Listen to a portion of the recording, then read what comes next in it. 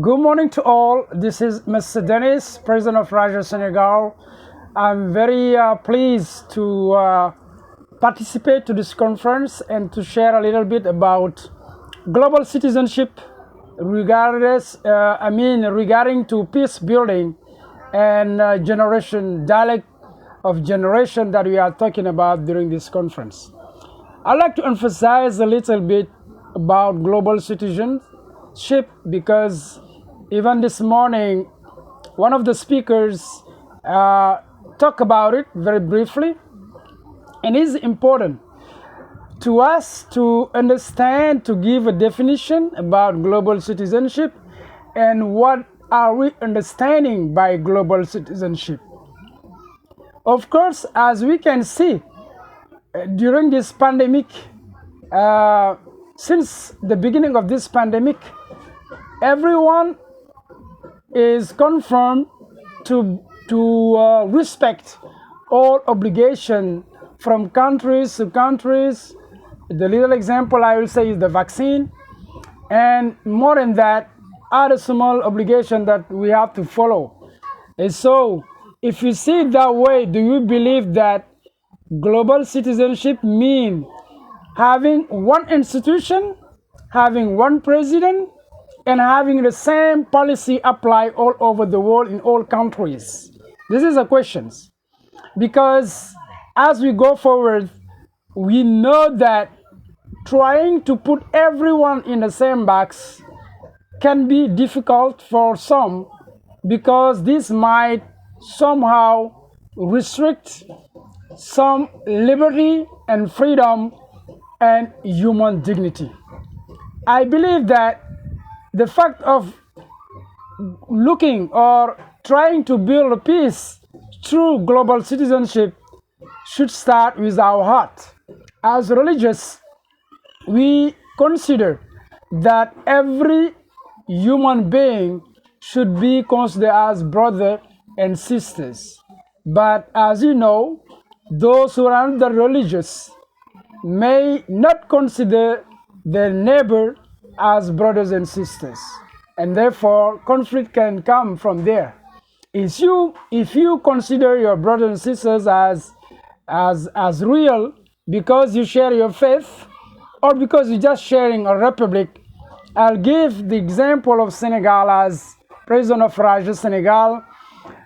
We are very few Christians, but if you arrive in this country, you realize that we all live together as brothers and sisters, because we don't put attention to our religious background or cultural background. And therefore, to me, building that global citizenship will invite all of us to make sure that this is not just about institution. It is important to have laws that will help to emphasize and make sure there is no breaking of the way that we are living, which means harmony. But still, this not should be the main focus. The main focus should be, how do we respect our neighbor as brothers and sisters? How do we make sure we help them raise their dignity as a person? And this conference is giving us that opportunity to share our point of view, but to share our way of building peace. Are we coming from everywhere in the world? Diplomacy should be our tool, and even though we have to learn it as a scholar, we know that diplomacy also is a value, is also a cultural value, especially in Africa. My experience show me that sometime in conflict, we use diplomacy to solve some issues, even though those who are the person mandated to do it are not scholar or people who are very have degrees on diplomacy. The second is religious leaders has a key role. They have a key role to play.